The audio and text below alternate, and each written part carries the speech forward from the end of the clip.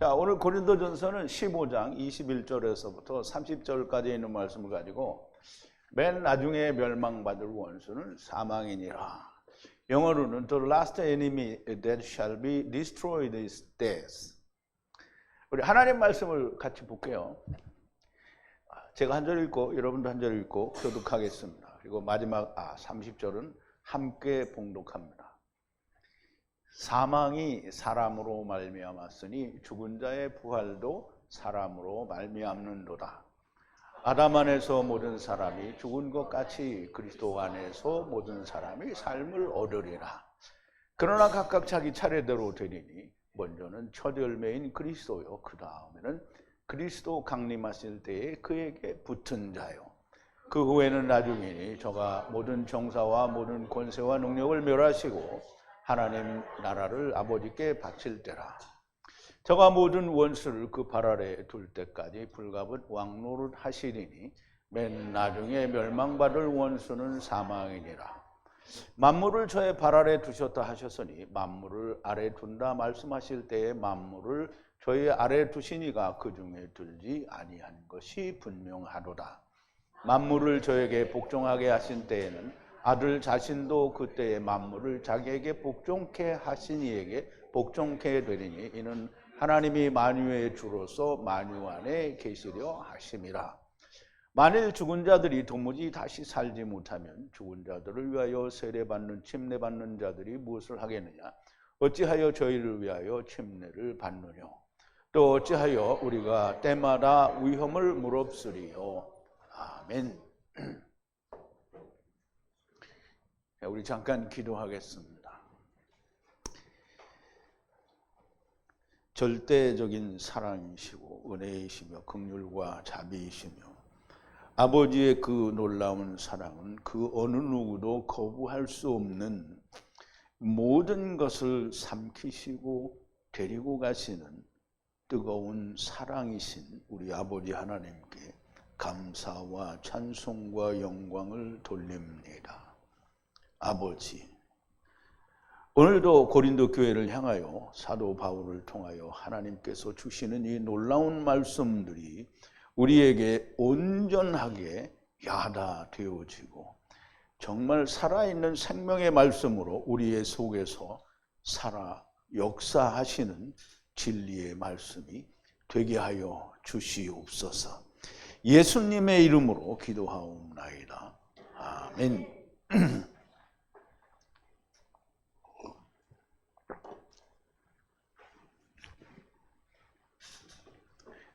자, 맨 나중에 멸망될 원수는 사망이니라 그랬어요. 사망이 우리의 원수입니다. 원수. 그러니까 우리는 우리의 원수가 마귀다 이렇게 하는데요. 진짜 우리의 원수는 사망입니다. 사망. 이제 우리가 이거를 좀 잘 이해를 해야 됩니다. 오늘 말씀을 통해서 왜 사망이 우리의 원수인지 좀 잘 이해가 되는 그런 귀한 시간이 되기를 바랍니다. 오늘 이 말씀을 나누기 전에 먼저 지난 시간에 나눴던 말씀을 좀 되새김을 해볼게요. 그러므로 나나 저희나 이같이 전파함에 너희가 믿었느니라. 이 말은 무슨 말이냐면 부활이 없다라는 말이 돌고 있는 고린도 교회에 예수님을 직접 부활하신 예수님을 직접 만난 여러 사람들이 또 많은 사람들이 있는데 그 사람들이 자기나 이 사람들이랑 다 똑같이 예수님이 부활하셨다라고 전파했고 또 너희가 그걸 믿었다는 겁니다. 주님이 죽은 자 가운데서 살아나사 보이신 것을 나나 저희나 그대로 전하였고 너희가 듣고 믿지 않았느냐.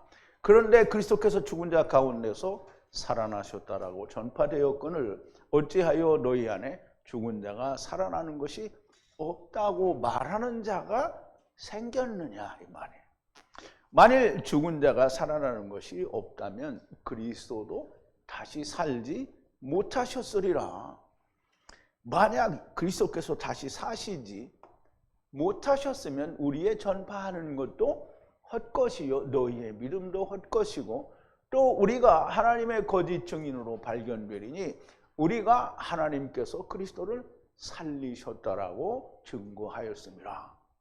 만약 다시 사는 것이 없으면 그리스도를 다시 살리시지 않았을 거예요. 그런데 다시 살리셨죠. 만약 죽은 자의 사는 것이 없으면 그리스도도 다시 사는 것이 없었을 것이고, 그리스도께서 다시 사신 것이 없으면 너희의 믿음이 헛된 것이며 너희가 여전히 죄 가운데 있을 거라는 거예요. 그렇게 되면 그리스도 안에서 잠자는 자도 망하였으리라는 거예요.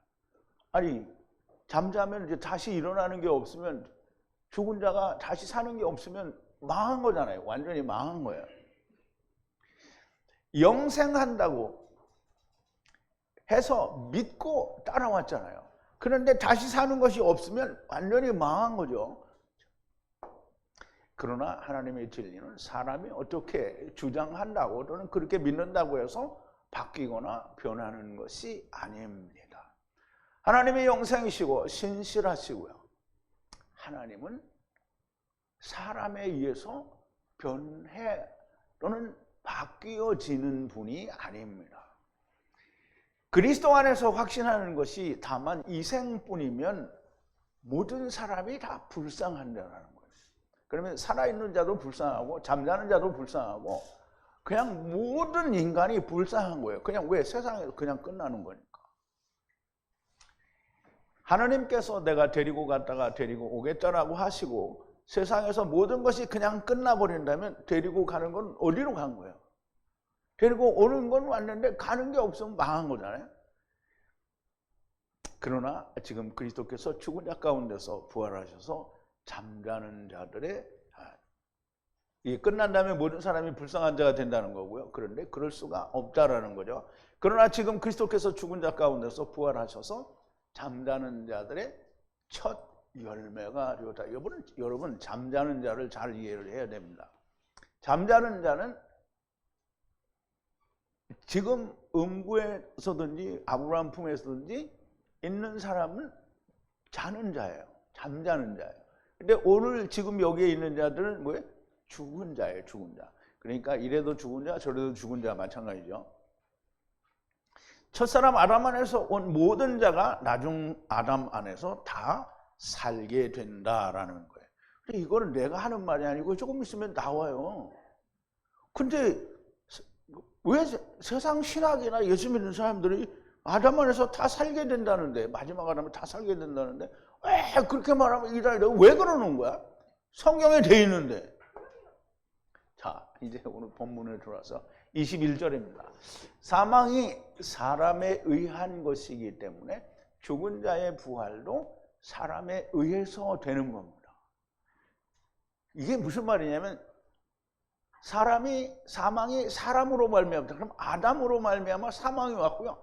그러면 또 사람으로 말미암아 부활한다. 그래서 아담으로 말미암아 부활한다는 거예요. 첫사람 아담, 나중 사람 아담이 되는 거죠.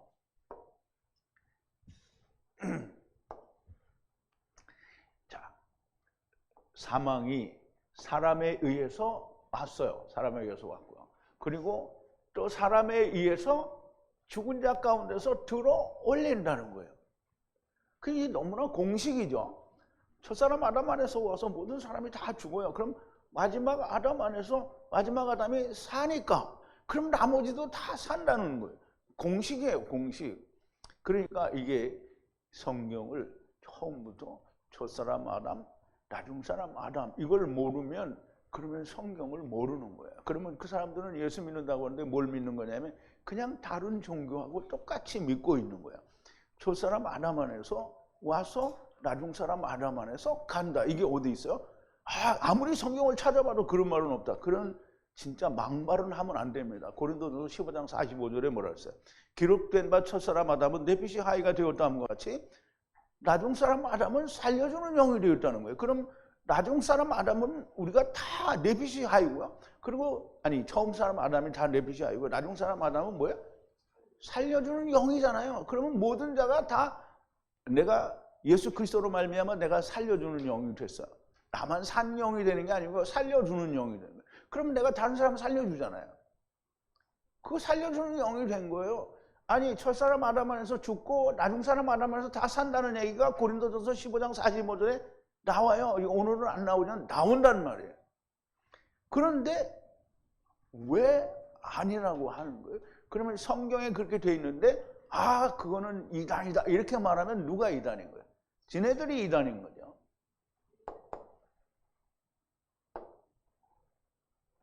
사람은 첫사람 아담과 나중사람 아담을 말합니다. 다음 절에서 또 분명하게 설명을 하십니다. 그런데 먼저 알아야 할 것은 사망이 사람 안에 의한 것이라는 말씀은 단지 아담이 죽기 때문에 우리도 죽는다 이런 뜻이 아닙니다.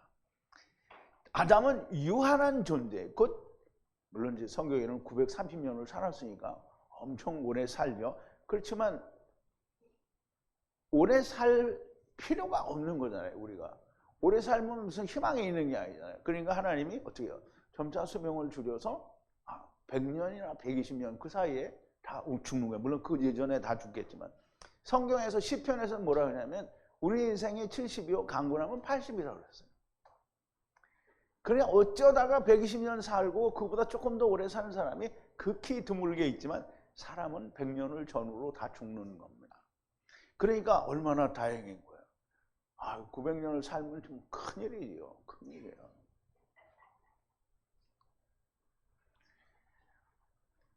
그러므로 그 지체로 데려옴을 당한 모든 피조물들이 다 유한한 죽을 수밖에 없는 존재라는 거예요. 이 말은 무슨 말이냐면 아담 안에서 오는 모든 자는 반드시 죽는 유한한 존재로 왔다라는 거예요. 하나님을 떠난 사망의 자리에, 그러면 이제 하나님을 떠났다라는 말을 잘 이해해야 됩니다. 하나님을 떠났다. 이 말은 우리가 하나님 나라를 떠났다 이 말이 아니에요. 물론 그 말도 맞는데요. 정말 정작 중요한 것은 하나님이 뭐예요? 하나님은 생명이에요. 생명을 떠났어요. 그러면 뭐예요? 사망. 근데 어디로 왔어요? 코스모스로 왔잖아요. 세상에 왔단 말이에요. 그러니까 세상은 뭐예요? 사망인 거예요. 세상은 사망이에요. 그러니까 사망을 우리의 원수가 뭐라고요? 사망이야. 그럼 세상이 우리의 원수라는 거예요. 원수를 사랑하라 그랬잖아요. 그러면 세상을 어떻게 해요? 사랑하라 그렇게 하라는 거예요? 아니요. 원수는 자기가 원수예요. 세상에 온 내가 원수예요. 자기를 사랑하라는 거예요. 나를 사랑하면 어떻게 해요? 세상을 떠나야죠. 자, 사망의 자리에 유한한 존재로 왔으니까 어떻게 해요? 죽죠? 유한한 존재로 왔으니까 죽은 거예요. 그러면 세상에 사망의 자리에 온 것은 목적이 뭐예요? 죽기 위해서 온 거예요. 그러면 하나님의 생명을 떠나서 사망에 왔어요. 그럼 사망에서 죽으면 어디로 가요? 하나님께로 가야 되죠. 근데 단계가 있다라는 거예요. 그 단계가 뭐냐면 우선 처음 열매, 첫 열매, 잠자는 자들의 첫 열매가 되신 예수 그리스도, 그리고 주님이 오실 때 거기 붙은 자들이 생명이 되는 거라는 거예요. 생명. 그래서 사망하기 위해서 왔다는 거예요. 그러면 우리가 이 카탄이 안 되고 죽으면 어떡하냐? 뭘 어떻게 음부에 가서 거기서 3000년 동안 있다가 노아 시대 때 사람들처럼 거룩한 성으로 가게 되는데, 거기는 노아 시대 때 사람은 아브라함 품으로 가지만 여기 사는 사람들은 다 어디로 가요? 둘째 사망으로 가는 거죠. 이게 무슨 말인지 아마 처음 듣는 사람 무슨 말인지 모를 거예요. 근데 여러분들은 다 알아듣죠? 알아듣는다라는 말은 하나님이 부르셨다라는 거예요. 뭘로? 제자로. 그래요. 죽은 자의 부활도 사람에 의해서 됩니다. 첫사람 아담의 아들 곧 인자가 죽은 자 가운데서 살아나심으로 모든 사망의 자리에 사망하기 위해 온 모든 자들이 영으로 부활한다라는 말씀입니다. 자, 이제 다시 한번 또 설명을 하는데요. 22절인데요. 아담 안에서 모든 것이 죽은 것 같이, 아담 안에서 모든 것이 죽었어요. 죽은 것 같이 그리스도 안에서, 그리스도는 누구죠? 인자잖아요. 인자가 누구라고요? 첫사람 아담의 아들, 인자. 그러니까 뭐예요?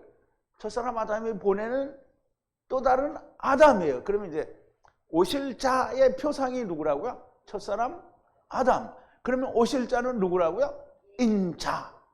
그러면 인자, 모든 그리스도 안에서 모든 것이 다시 살게 된다는 거예요. 그러면 그냥 사는 게 아니에요. 다시 사는 거예요. 그러면 다시 산다는 건 뭐예요?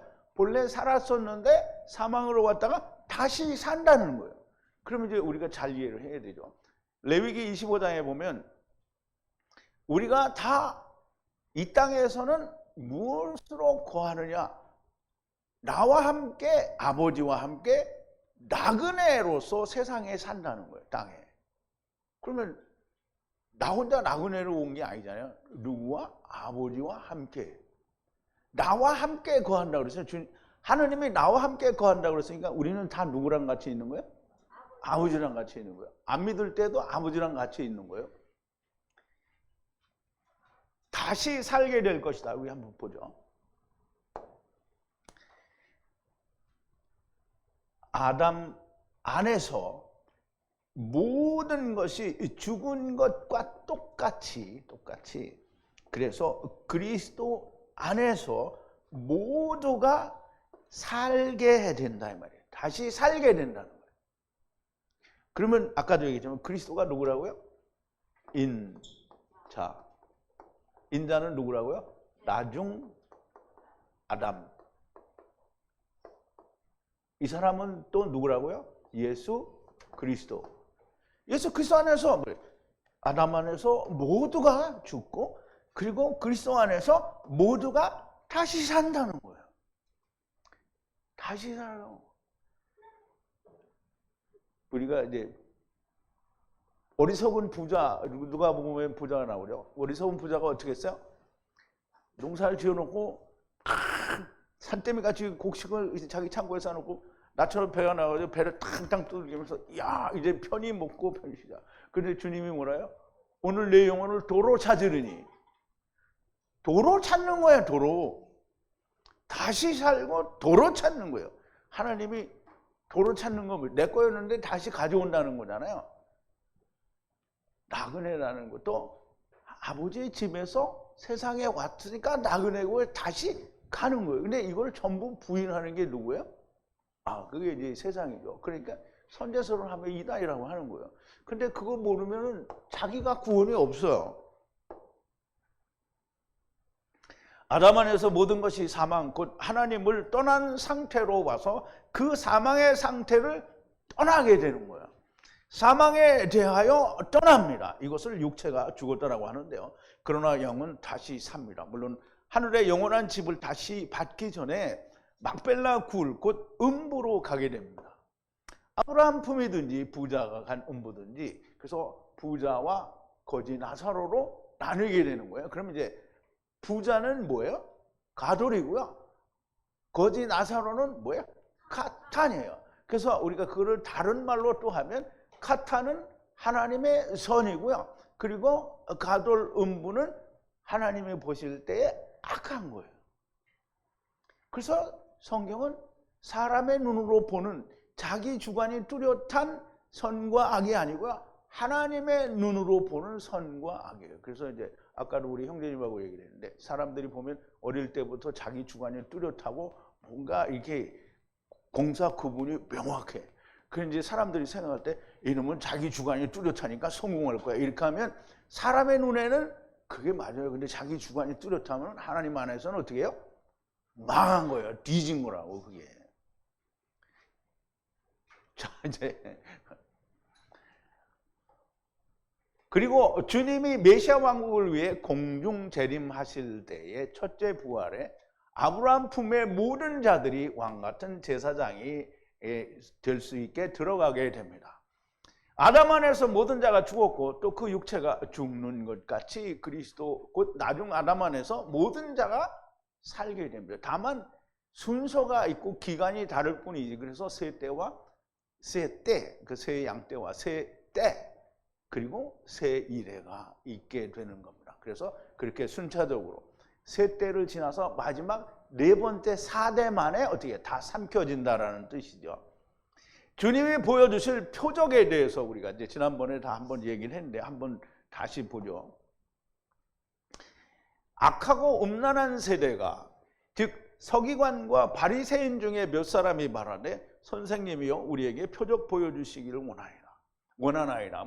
주님이 표적은 이미 많이 보여주셨어요. 문둥병자를 살려, 38년 된 병자를 살려, 중풍병자를 살려, 소경의 눈을 뜨게 해, 죽은 자를 살려, 귀머거리를 듣게, 뭘 안 한 게 없어요. 귀신 들린다 다 쫓아내요. 그거를 단지 기적으로만 보니까 모르는 거예요. 근데 그게 표적이에요. 무슨 표적이요? 죽은 자를 살리신다라는 표적이에요.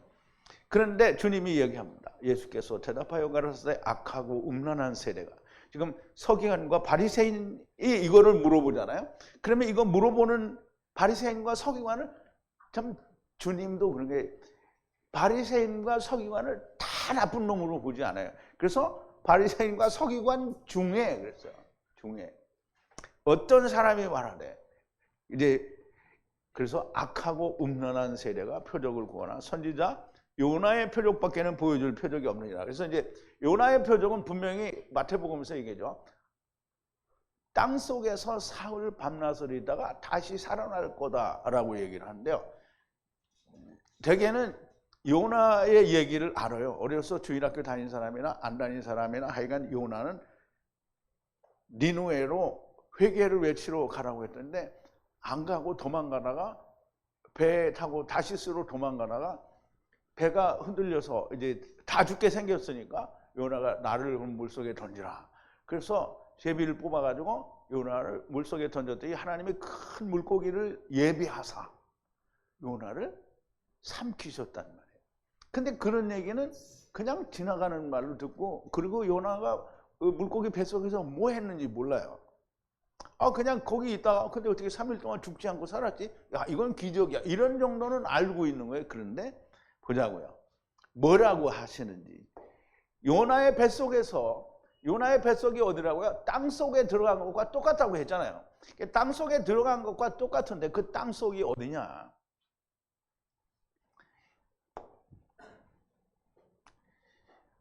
여호와 하나님께서 예비하셨어요. 예비하사. 무엇을? 큰 물고기를 예비하사 에트 요나를 어떻게 했어요? 삼키셨어요. 삼키게 했단 말이죠. 물고기가 삼키게 했단 말이에요. 그래서 물고기 내장 뱃속에서 요나가 하야하였어요. 어떻게?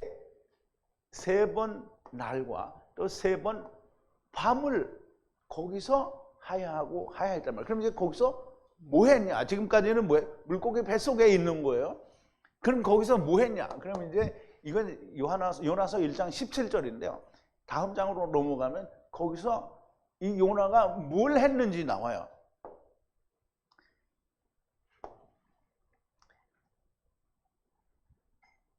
그러니까 여호와 하나님을 향하여 하나님의 말씀을 이루는 그 여호와를 향하여 고난을 인하여 부르짖었어요. 부르짖어서 하나님께 부르짖어서 기도했다라는 얘기죠. 죽은 자, 그러니까 셰올이죠. 셰올이요. 이게 히브리 말로 셰올이에요. 그럼 물고기 뱃속이 뭐라는 거예요? 셰올이라는 거죠. 셰올을 뱃속에서, 베텐이잖아요. 베텐은 뭐예요? 라함과 같은 말인데요. 그러니까 태홈에 있는 음부를 말해요. 거기서 하나님이 응답하셨어요. 부르짖었더니 응답했단 말이에요. 뭐라고? 그 응답을 들었어요. 소리를 어떻게? 자유케 해준다라. 그러면 주님이 뭘 부르짖은 거예요? 그러니까 주님이라고 하면 또 저거 이단이라는 게, 요나가 뭘 부르짖은 거예요? 살려달라고 한 거잖아요. 자유케 해달라고 했다면 누구를 자유케 해달라고 했어요? 모든 사람을 자유케 해달라고. 그래서 어떻게 했어요? 3일 낮과 3일 밤 동안에 거기서 기도를 한 거예요. 그럼 하나님이 뭐 했다고요? 들었어요.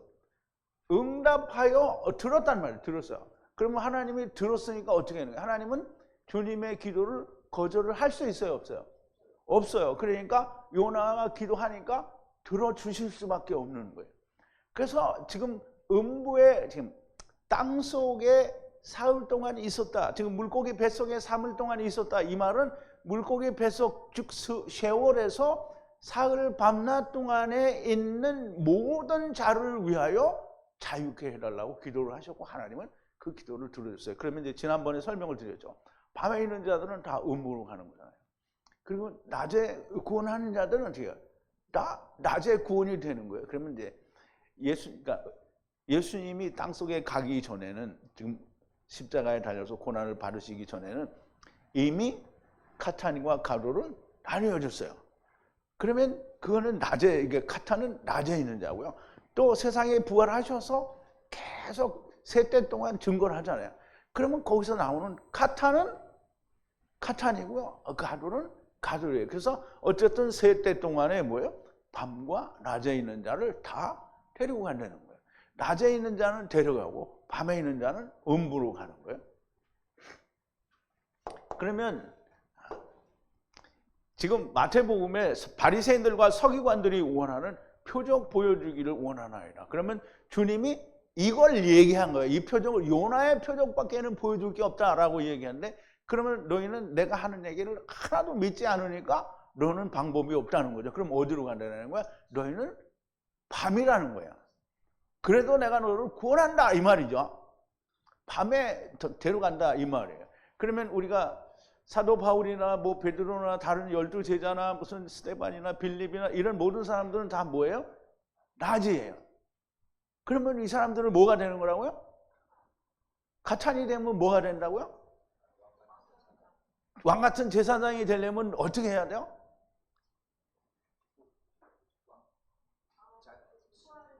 첫째 부활에 들어가야 되는 거예요. 그럼 첫째 부활에 들어가지 않으면 왕 같은 제사장은 어떻게 해요? 아닌 거예요. 첫째 부활에 들어가야 돼요. 첫째 부활에 들어가려면 어떻게 해요? 예수 그리스도의 나무에 달려 죽으심과 합하여 나도 나의 나무에 달려서 함께 주님과 죽고 주님이 육체가 다시 산 것처럼 나도 살아서 40일 동안 제자 일을 잘 해야, 즉 예수 그리스도의 사랑을 다른 사람에게 잘 나타내어 그들도 같이 살려주는 영이 되게 해야 내가 첫째 부활에 들어가는 거예요. 근데 주님과 함께 내가 같이 죽었다고 하고 나는 이제 부활이야 라고 하고 아무 일도 안 하고 있다가 죽어. 그러면 이 사람은 뭐예요? 그냥 가돌인 거예요.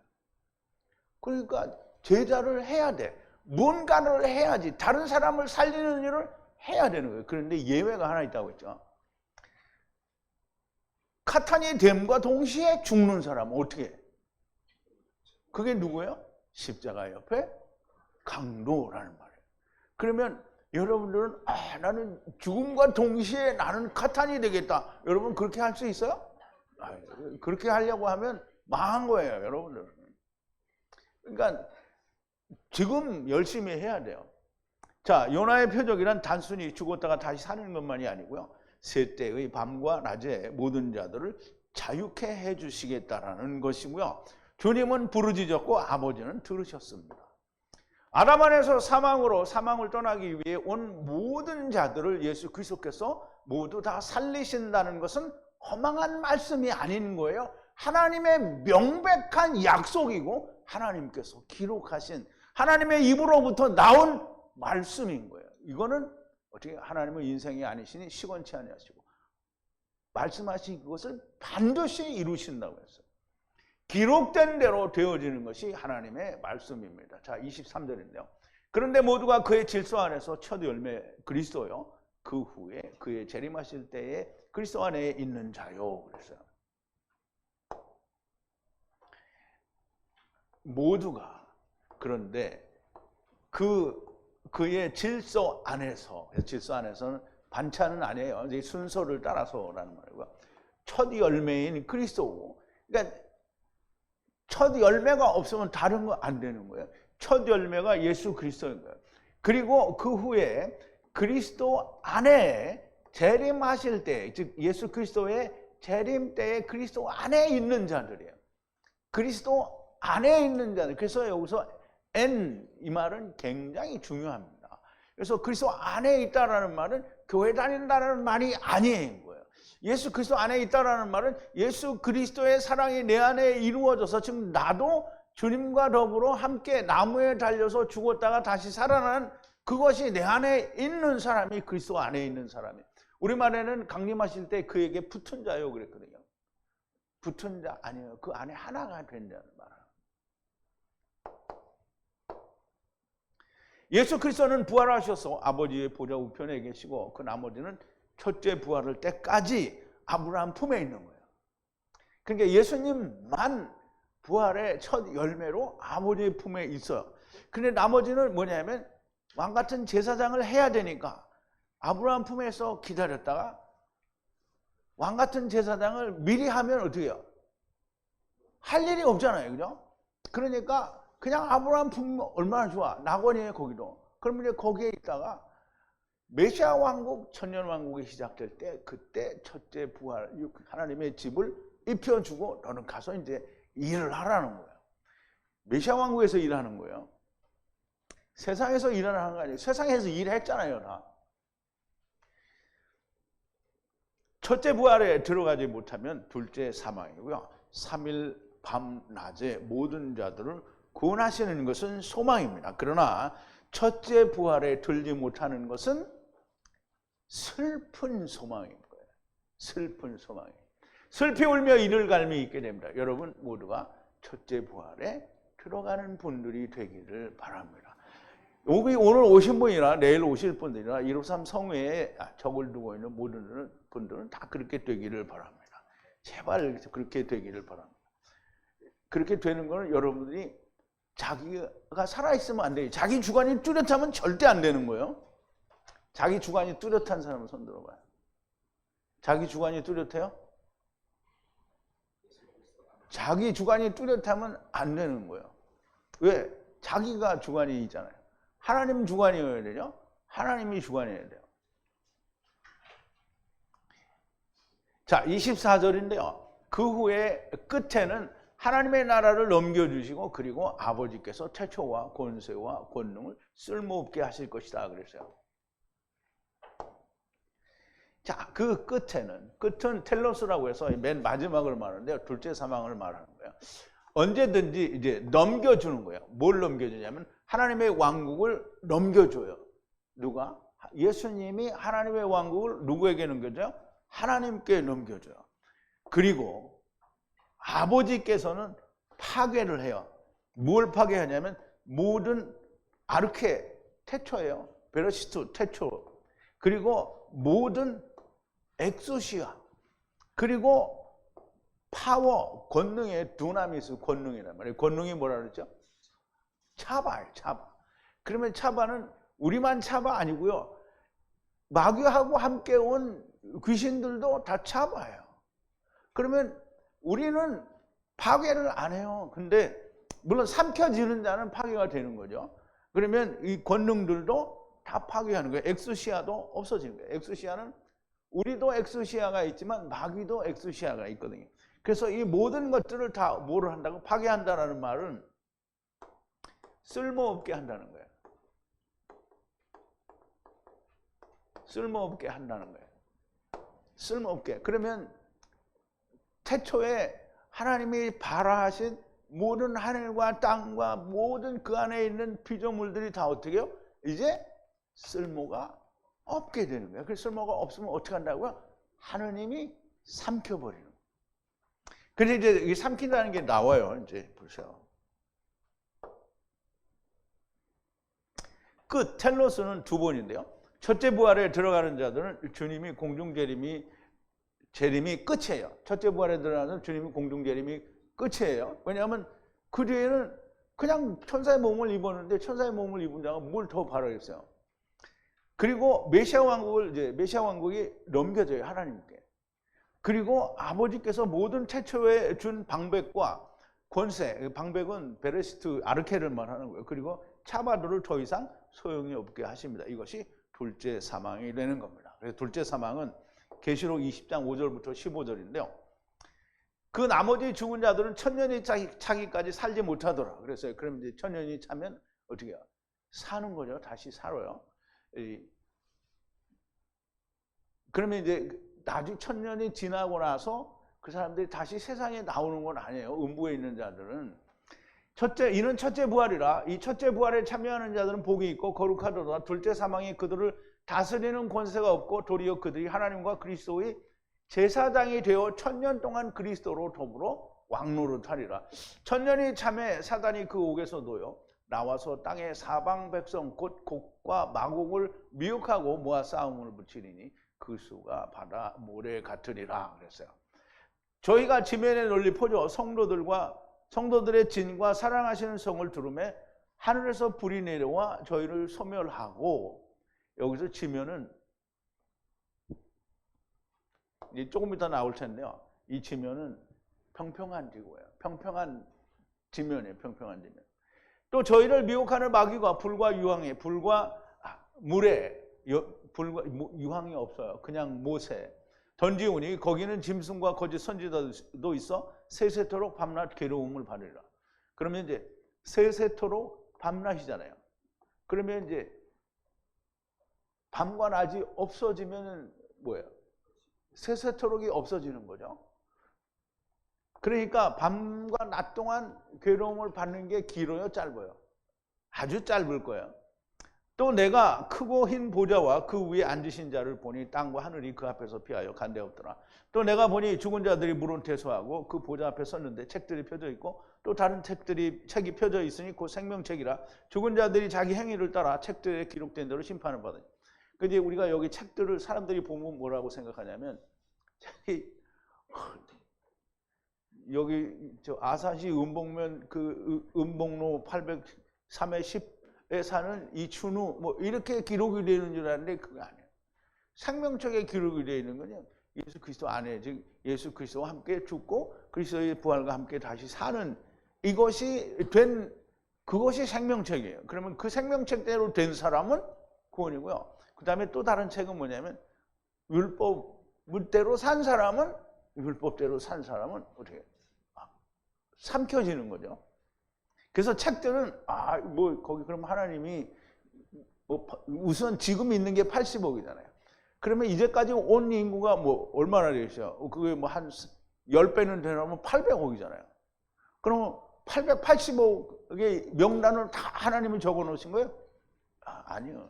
그냥 생명책은 선악을 알게 하는 나무 가운데 하나는 선이고 다른 하나는 악이에요.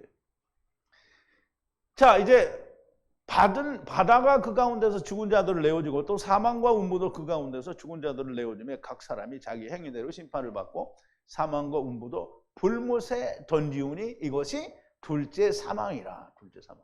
불못에 던지운다. 불못에 던지운다. 이게 조금 있다가 이제 제가 설명을 드리는데, 불못에 던지우는 건 뭐냐면 하나님이 삼키는 걸 말해요. 사도 바울과 사도 요한의 기록이 딱 맞아 떨어지죠. 이것이 하나님의 말씀의 신실하심입니다. 자, 25절인데요. 모든 원수들을 그의 발 아래 둘 때까지 그가 왕노릇 하시리라 그랬어요.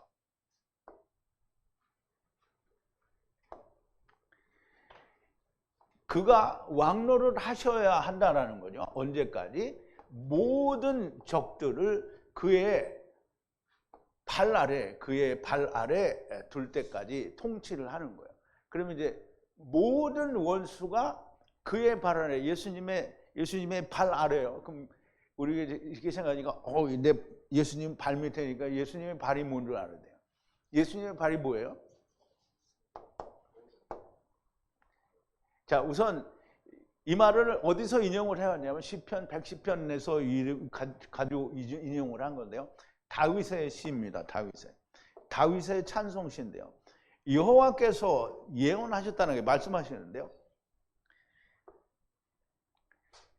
오른편에 거하라는 거예요. 내 주에게 이제 말씀하시기를 오른편에 거하라는 거예요. 언제까지? 적들이 그 발과 발의 발등상에 두기까지예요. 발등상에. 이게 발등상이라는 게 뭐냐면, 이게 지금도 그런 게 있어요. 근데 흔치는 않지만 옛날에 왕들이 이제 나라를 정복하고 나서 그 나라에 있는 모든 것을 다 적어서 거기다 놓고 그 위에 발을 올려요. 왕좌에 앉아갖고 그래. 근데 발등상이라는 말은 발 밑에 있는 거를 말해요. 그러면 이제 우리가 생각을 해보세요. 발과 발이잖아요. 그럼 하나님의 발이 누구래요? 하나님의 발이 누구예요? 성도들이잖아요. 성도들의 발등상이에요. 그 성도들의 발 아래에 있어요. 원수는 성도들의 발 아래에 두게 되는 거예요. 그러면 하나님이, 주님이 통치를 하는데 전부 발 아래에 들어갈 때까지, 즉 자기의 지체의 발 아래, 즉 왕 같은 제사장의 발 아래, 그리고 그 지체들의 발 아래 원수가, 사실은 지금은 자기들이 왕인 것 같지만 사실은 이 지체들의 발 아래에 들어갈 거예요.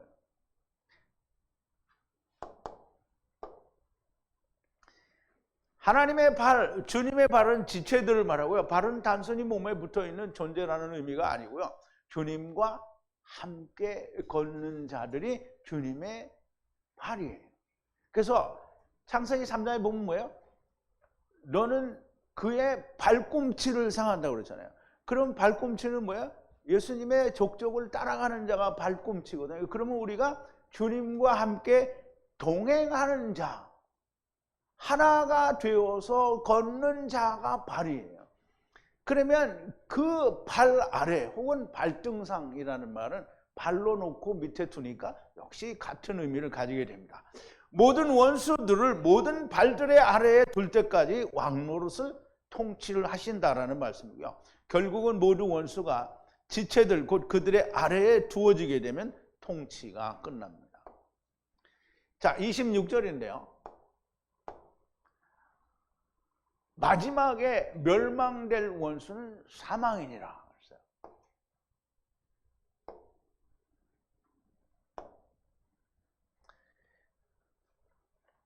마지막에 원수는 멸망될 원수는 뭐예요? 사망이라는 거예요. 사망. 그럼 이제 마귀는 우리를 어디로 인도해요? 사망으로 인도했잖아요. 그러니까 마귀도 멸망당해야 되는 거예요. 그러면 마귀를 따라온 나는 뭐예요? 나도 멸망이 돼야 되는 거예요. 근데 이제 우리가 이 멸망이라는 말을 잘 이해를 해야 됩니다. 맨 마지막에 멸망받을 원수는 사망이라. 사망은 우리가 세상에서 육체가 죽는 것을 사망이라고 합니다.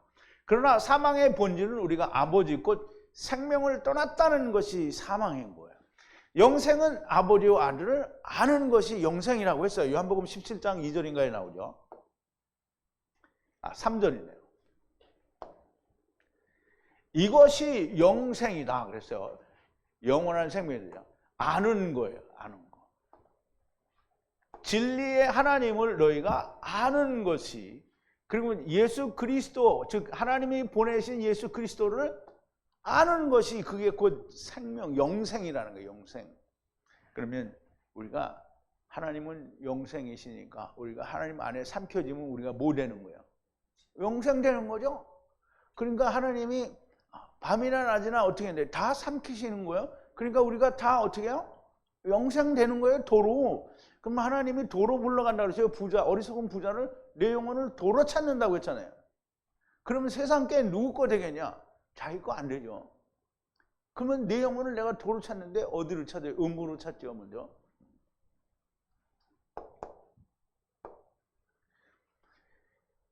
이 안다는 것은 뭐냐면 야다라고 하는데요. 하나가 되는 거예요. 어떻게 하나가 됩니까? 어떻게 하나가 되는지 우리 고린도후서 5장 4절에 보면 나오는데요. 만일 땅에 있는 우리의 장막집이 무너지면 하나님께서 지으신 집 곧 손으로 지은 것이 아니요 하늘에 있는 영원한 집이 우리에게 있는 줄 아나니. 그러니까 우리에게 있으면 뭐 하는 거예요? 그 집을 우리가 입을 거라는 거죠. 우리가 여기서 탄식하며 하늘로부터 오는 우리 처소로 덧입기를 간절히 사모하나. 이게 덧입는다라는 말은 이렇게 삼켜지는 것을 말하는 거예요. 그럼 이제 영이 있어요. 영이 있어. 그러면 영을 집이 삼켜요. 그러면 뭐예요? 영이 집 속에 들어가는 거예요. 이렇게 입으면 벗은 자로 발견되지 않으려 합니다. 그러면 이제 우리가 그냥 영만 있고 집이 없으면 뭐예요? 벗은 자예요. 이 장막에 있는 우리가 짐진 것 같이 탄식하는 것은 벗고자 함이 아니요, 흙집을 벗고자 함이 아니요, 흙집은 자동으로 벗어지는 거예요. 벗고자 함이 아니요 오직 덧입고자 함이니 죽을 것이 즉 흙이 생명에게 삼킨 바 되게 하려 함이라 그랬어요. 그러면 우리가 흙은 자동으로 벗는 거잖아요. 그러면 그냥 우리가 그냥 영만 있으면 아직은 생명이 아닌 거예요. 그러니까 그 생명이 되기 위해서는 뭐예요? 생명에게 삼킨 바가 되어야 된다는 거예요. 그러면 이것을 이사야서에서는 어떻게 설명을 했냐면, 이사야서에서 예언으로 이렇게 말씀하셨어요. 네자흐라고 했는데, 네자흐를 한번 설명을 드린 적이 있는데요. 네자흐가 뭐라 그랬죠? 영원이라고 했어요. 영원을 이게 이 스트롱 코드 1104인데요. 이게 삼킨다는 게, 하나님이 들이킨다는 게 삼킨다는 거예요. 영원히 사망을 삼킨 거예요. 그래서 삼키심으로 여호와 하나님께서 지워버리는 거예요. 누구를? 모든 얼굴에서 눈물을 지워버리고요. 그리고 백성들의 모욕을 다 제거해버리는 거예요. 어디에? 땅 위에 있는 모든 백성들의 모욕을 지워버린다, 제거한다는 거예요. 여호와께서 이렇게 말씀하셨다는 거예요. 그러면 뭐 한다고요? 하나님이 영원히 삼키는 거예요. 하나님이 입을 벌려서 이렇게 삼키는 게 아니고요, 영원이라는 것이 죽음을 삼키는 거예요. 그걸 우리는 성령과 물로 삼킨다라고 하죠. 그러면 하나님이 그 물과 성령을 어떻게 해요? 덮어버리는 거잖아요. 그러면 뭐가 나와요? 그냥 하나님의 나라가 되는 거예요. 그럼 영원히 삼킨 거예요. 이게 너무 딱 맞아 떨어지죠. 이렇게 너무나 진리, 이게 정말 따뜻하고 뜨거운 이 말씀이 안 들린다면 참 또 안 돼. 좀 안타깝죠. 구원을 받는다, 천국에 간다는 말은 하나님께서 삼키시는 겁니다. 생명으로 사망을 삼키신다, 덧입는다라고 하시는 겁니다. 이 말씀을 다시 이렇게 말씀합니다. 요한계시록 20장 9절인데요. 자, 이 말은 굉장히 중요하기 때문에 또 이제 제가 가져온 건데요. 올라가서요, 땅 위에 올라가세요. 땅, 이게 경작지 개인데요. 땅 위에, 넓은이라는 뜻인데요. 이 말은 평평하다라는 단어에서 유래가 됐어요. 그리고 둘러싸요. 뭐냐면 성을 둘러싸고, 하나님의 거룩한 성을 둘러싸요. 누가? 마귀가. 그리고 하나님이 사랑하시는 그 성을 둘러싸고요. 그런데 그때에 하나님의 하늘로부터 불이 내려와서 그리고 삼켜버려요. 그들을 삼켜버려요. 그들이 누구예요? 마귀와 그 수하들을 말하는 거예요. 하나님의 거룩한 성과 사랑하는 성도들을 둘러싼 모든 자들을 하나님이 평평한 땅을 삼켜버리는 거예요. 그냥 삼켜버리는 거예요. 그러니까 이제 보세요. 사람들, 곧 신학이 말하는 영원한 불지옥, 이런 건 존재하지 않아요. 세상, 곧 생명이신 아버지를 떠난 세상, 사망을 하나님께서 삼키시는 것이고요. 그러므로 세상, 코스모스는 하나님의 내부에 성령 하나님의 말씀으로 차단된 것이 너무나 명백합니다. 그래서 우리 창세기 그림을 이제 보시면 알 텐데요. 이제 이해가 안 되면 이제 안 되면 할 수 없는 건데요. 이 붉은색이 보면 성령을 표시한 거예요. 그리고 푸른색은 물이에요. 그래서 궁창 위에도 물이 있고 궁창 아래에도 물이 있고요. 그 안에 세상이 있는 거예요. 세상은 평평한 거예요. 그리고 궁창에 해와 달과 별들을 하나님이 두셨다라고 얘기했어요. 이건 내가 만든 얘기가 아니고요. 성경에 있는 얘기를 이렇게 그대로 가져온 거예요.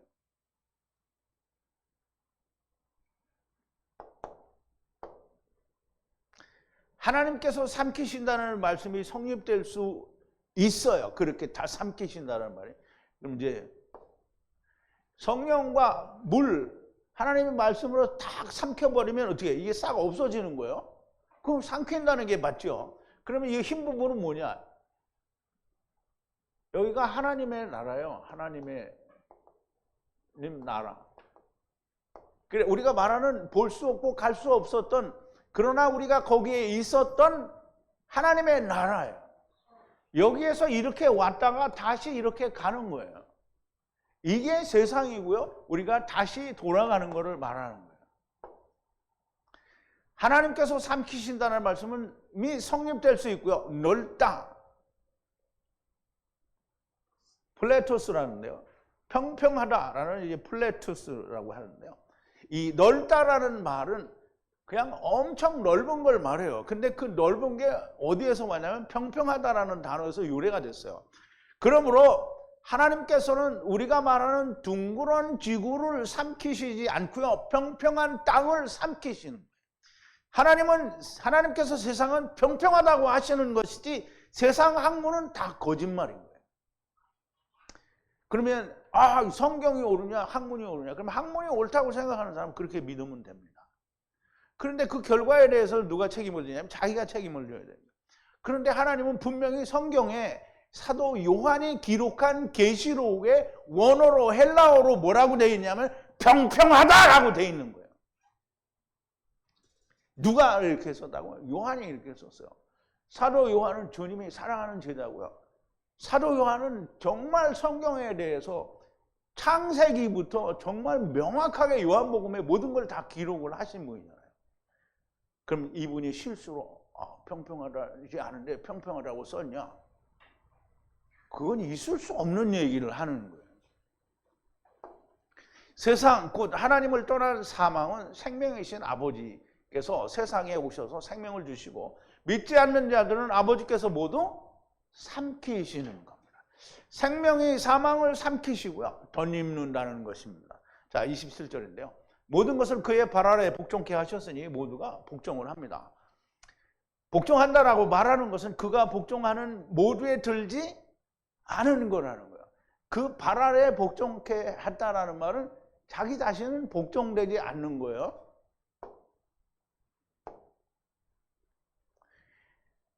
만물을 복종케 했단 말이에요. 그의 발 아래.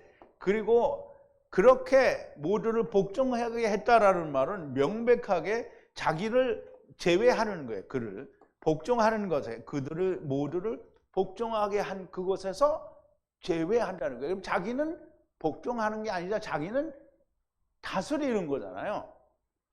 자, 이 말씀을 하시는 이유는 다음 얘기를 하기 위해서 그런 건데요. 발 아래 발등상이 되게 하시기까지라고 하셨으니 하나님 우편에 계신 예수 그리스도께서는 거기에 들지 않으신 것이 너무 명백하다라는 말이고요. 28절인데요. 모든 것을 그에게 복종하게 하신 때에 그 자신 아들도 모두를 자기에게 복종하시게 하신 이에게 복종하리니 하나님께서 모든 것 안에서 모두의 하나님이 되실 것이라 그랬어요. 이 말은 정말 그 심오한 얘기인데요. 너무 이 말이 이해 안 되는 사람은 대부분 이해가 안 될 거고요. 그냥 이 말을 듣는 순간 저기다 이제 다음부터 내가 여기 절대 안 온다를 구독 다 취소하고 이거 안 올 거예요. 왜냐하면 못 알아들으니까.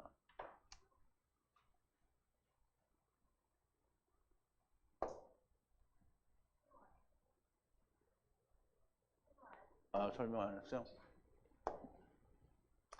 자, 모두를 복종하게 하신 그때에 그들을 아들에게 복종하게 하신 그 모두 복종하는 것을 가지고 아버지 하나님 안에 본인이 아버지와 하나가 되는 거예요. 하나님 안에 복종하게 된다 이 말이에요. 모두의 하나님이 되기 위해서. 지금 하나님은 모든 이제 만유라는 것도 존재하지 않겠죠. 하나님 나라 안에 즉 예수님은 하나님 안에 다시 들어가는 거예요. 자, 이제 그 말씀을 설명을 드릴게요.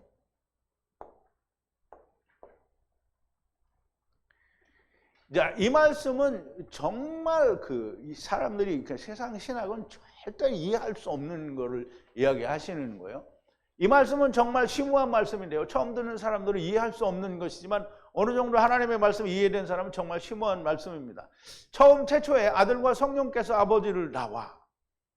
처음 태초에 아들과 성령이 아버지를 낳아요.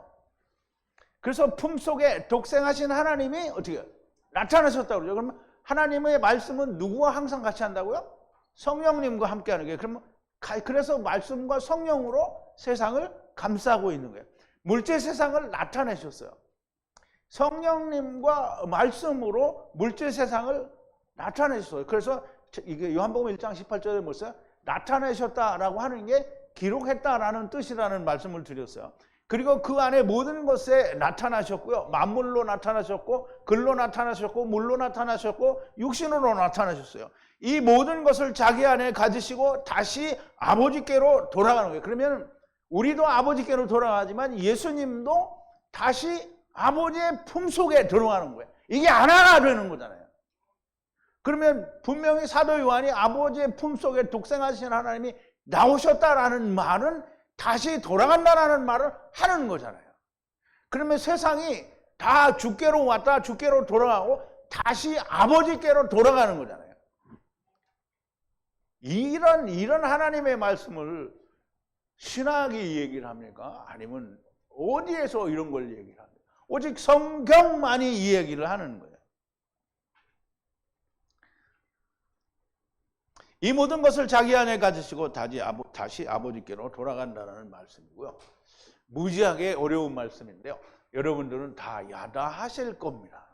사실 제자 안 될 사람은 하나님이 보내시는 거예요. 하나님이 뭐예요? 제자 안 될 사람은 어떻게 한다고? 다 버려두는 거잖아요. 버려두는 거예요.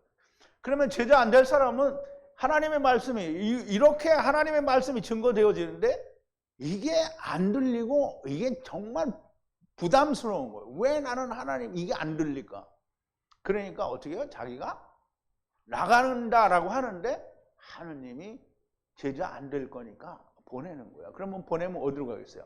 그냥 세상에 있다가 그냥 음부로 가서 거기서 다시 배우고 어떻게 해요? 주님이 삼키실 때 가는 거예요. 자기가 몰라서 나가는 것이 아니고요. 안 들려서 나가는 거예요. 성령께서 내쫓으시는 겁니다. 지금 성령님께서 안 들리면 가라 이렇게 해서 가는 거예요. 자기에게 사로잡혔기 때문입니다. 자기에게 사로잡혀 있다라는 말은 뭐예요? 자기 주관이 너무 뚜렷한 거예요. 쫓아내셔도 주님이 세월에서 기도하셨으니 문제가 없습니다. 다만 제자가 안 되기 때문에 보내시는 거고요. 사도 바울은 삼층천에서 보고 들은 것을 아낌없이 쏟아냅니다. 29절인데요. 이제 사도 바울이 말하려고 하는 결론을 이야기하는 거예요. 죽은 자들이 어찌하여 침례를 받는 것이냐. 만약 완전히 죽은 자가 다시 사는 것이 없으면 어찌해서 죽은 자들이 침례를 받느냐. 이게 그 세상 신학에서는 난해구절이라 그래서 초대교회 때에는 죽은 자를 위해서 대신 누가 침례를 받는 일도 있었다 이런 얘기를 하는데 말도 안 되는 헛소리를 하는 거예요. 어찌하여 침례를 받느냐 이 말이에요. 어찌하여 침례를 받느냐. 죽은 자 위에 침례를 받느냐. 그러면 우리가 이제 주님이 마태복음 10장 8절에 보면 뭐라 했어요? 주여 내가 우리 아버지 장사를 지내고 주를 따르겠나이다 이렇게 했을 때 주님이 뭐라 했어요? 죽은 자를 저희 죽은 자에게 장사 지내게 하고 너는 나를 따르라 이렇게 했거든. 그러면 육체가 죽은 자도 죽은 자예요. 장사 지낼 자도 뭐예요? 죽은 자잖아요. 그럼 우리가 다 죽은 자예요. 우리가 사망에 들어와 있어요. 죽은 자예요. 그런데 우리가 육신을 살았다라고 하는데 영은 죽은 자라는 뜻을 얘기하는 거죠. 만약 완전히 죽은 자가 다시 사는 게 없으면 그러면 침례를 왜 받느냐? 죽은 자들을 위해 침례를 받느냐? 우리가 죽었는데 왜 우리가 침례를 받느냐? 다시 살기 때문에 받는다라는 거예요. 그러니까 죽은 자를 어디 시체를 갖다 놓고 침례를 했다라는 말은 거짓말인 거예요. 그런 일은 존재하지도 않고요. 원래 원문에는 그런 말조차도 없는 거예요. 그러니까 이런 거 안 보고 막 신학자들이 야, 그때 초대교회는 죽은 자들도 침례를 하는 그런 게 있었을 수도 있다. 그래서 바울이 아마 그걸 이야기하는 겁니다. 무슨 똑같은 소리를 하고서 그런 말은 원어에 보니까 그런 말이 있어요, 없어요? 없어요. 죽은 자 똑같아요. 무슨 다른 의미가 없어요. 죽은 자. 그러면 주님이 말씀하신 그게 그거라는 말이죠. 자, 언제나 하나님의 말씀에 대한 오해가 이상한 해석을 만들게 됩니다. 침례를 받지 않고 죽으면 어떻게 됩니까? 침례를 받지 않고 죽으면 부활을 못해요? 해요. 다 음부로 가게 됩니다. 음부에 가 있는 자들을 왜 침례를 받으면 그때부터 부활합니까? 거기서? 아니요. 아니, 카탄들도 부활이 안 되는데 무슨 그렇지 않으면 부활을 하지 않는가? 이게 참 말이 안 되는 거죠. 모든 자가 다 부활을 합니다. 이것도 모르고 죽은 자가 누구인지도 모릅니다. 죽은 자는 육체가 산 자도 죽은 자요, 육체가 죽은 자도 죽은 자입니다. 그래서 마태복음 10장 8절에 예수께서 가라사대 죽은 자를 죽은 자들로 저희 죽은 자를 장사하게 하고 너는 나를 쫓으라 하시니라 그랬죠. 아까 말씀을 드렸는데 이제 예수께서 그에게 말씀하시되 나를 따르라, 떠나라는 거예요. 죽은 자가 죽은 자를 장사 지내게 하고 너는 버려두고 오라는 거예요. 버려두고 나를 따르라, 나를 따라. 근데 이 사람이 따랐어요, 안 따랐어요? 따른다는 말이 없어요. 그래서 근데 이거 안 하면 그럼 죽은 자를 장사 지내게 하지 못하고 그냥 막 내가 어떻게든지 해야 된다고 이렇게 생각하는 사람들은 다 주님의 말씀에 합당치 않은 사람이래요. 침례는 육체가 죽은 자에게 하는 것이 아니고요. 육체가 살아있으나 영이 죽은 자에게 행하는 것이 침례입니다. 이미 죽은 자에 대하여서 할 수 있는 게 나에게는 아무것도 없는 거예요. 자, 30절인데요. 우리 모두가 모든 시간에 어찌하여 위험을 무릅쓰리요. 그러면 만약에 죽은 자가 다시 사는 게 없으면 우리가 왜 모든 때에 죽음을 무릅쓰는 위험을 감수하고 일을 하겠느냐는 거예요. 이건 부활이 있기 때문에 그걸 한다는 거예요.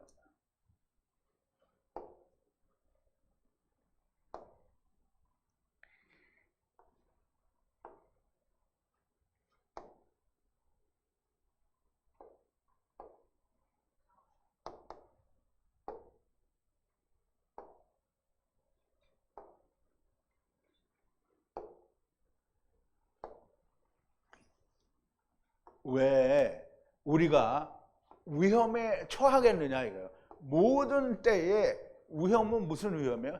단지 넘어질까 위험이 아니라 죽음의 위험을 말해요. 죽음의 위험을 왜 우리가 다 무릅쓰고 일을 하느냐 이 말이에요. 그 이유를 명백하게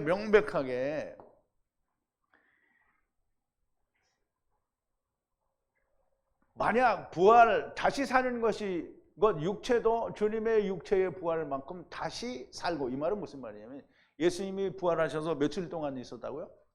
40일 동안.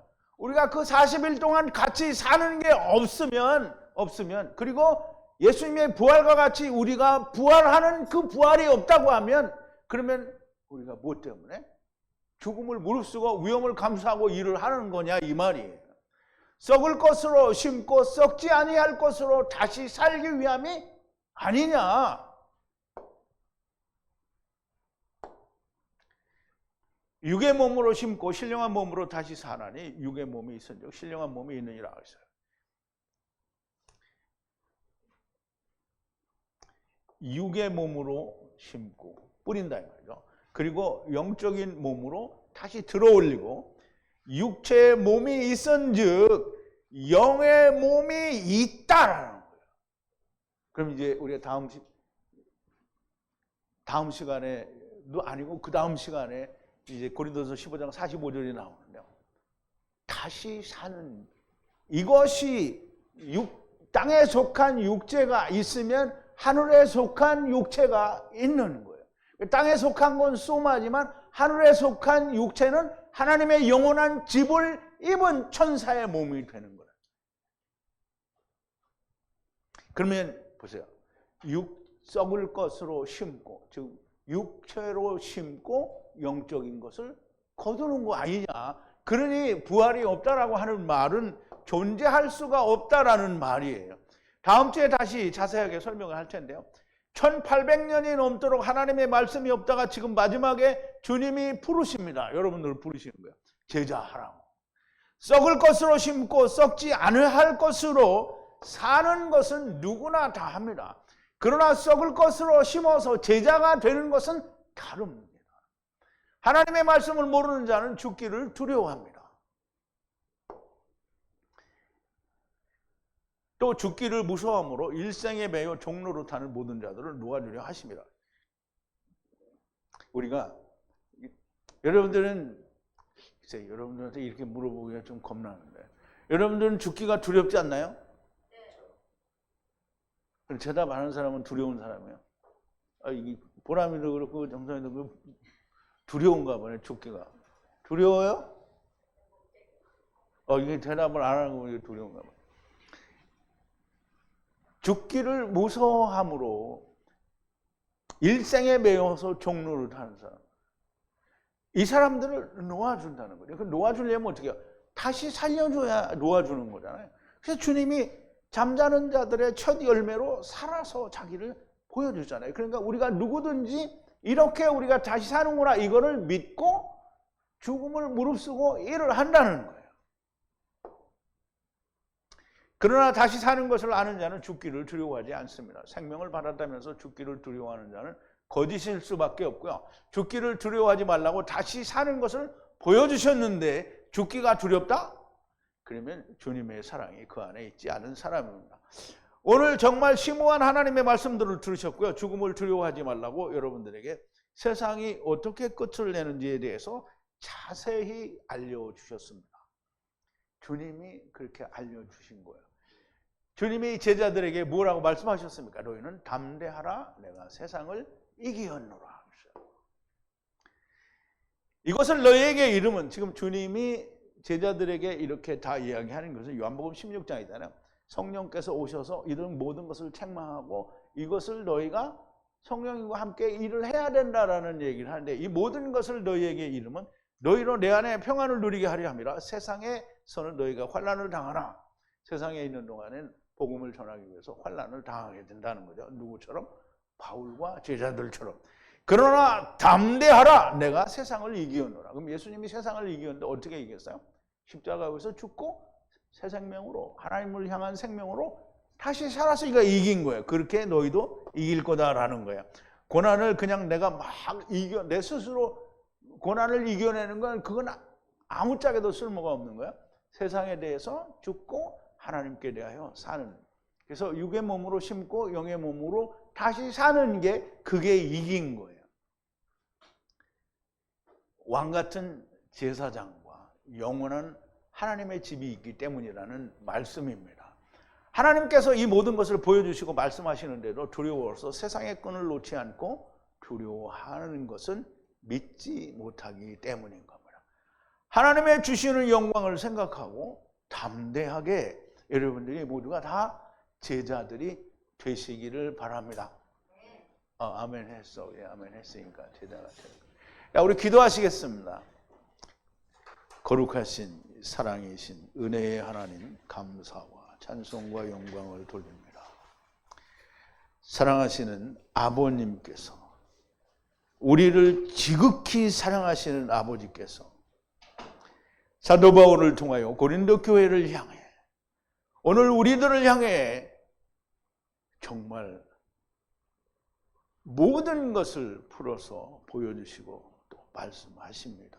아버지, 이 말씀들이 내 안에서 온전하게 이루어지고 주님이 살려주는 영이 되신 것처럼 주님이 내 안에, 성령님이 내 안에, 하나님이 내 안에 계심으로 나도 살려주는 영이 되게 하여 주옵소서. 예수님의 이름으로 기도하옵나이다. 아멘.